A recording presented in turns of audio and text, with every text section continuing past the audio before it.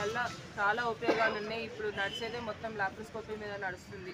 ఏదైతే మనము సిటీలో అనుకున్నాం, హైదరాబాద్ పోయినా కూడా పెద్ద పెద్ద హాస్పిటల్లో కూడా లాప్రోస్కోపీ ద్వారానే ఆపరేషన్లు చేయడం జరుగుతుంది. అదే లాప్రోస్కోపీ యూనిట్ అనేది ఇప్పుడు మన నారాయణపేట్ డిస్ట్రిక్ట్ హాస్పిటల్లోనే అవైలబుల్ ఉంది. కాబట్టి అందరూ ఎవరైతే చిన్న చిన్న ఇప్పుడు సూపరింటెండెంట్ గారు చెప్పినట్టు ఏదైతే మన అపెండిక్స్ ఉందో లేకపోతే గాల్ బ్లాడర్ ఆపరేషన్ ఉందో పెద్ద కట్టు చేయకుండా ఒక చిన్న రంధ్రం చేసి ఒక్క కుట్టుతోని సరిపడా ఆపరేషన్ అవుతుందండి. దానికి ఏంటంటే ఉపయోగాలు, వాళ్ళు జల్దీ రికవరీ అనేది కూడా ఫాస్ట్గా ఉంటుంది. కాబట్టి వాళ్ళు ఒకటే రోజులలో ఇంటికి కూడా వెళ్ళిపోవచ్చు.